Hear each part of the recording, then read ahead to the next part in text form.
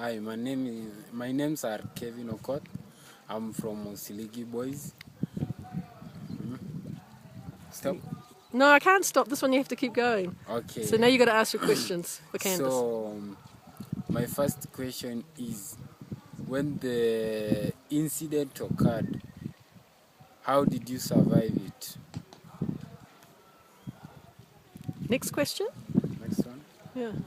And who rescued you from the incident, or you just fell down and start walking?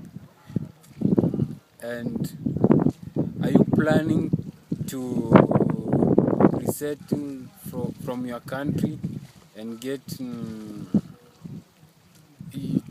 a new place from the other neighboring countries which doesn't have mostly earthquakes? Any other questions?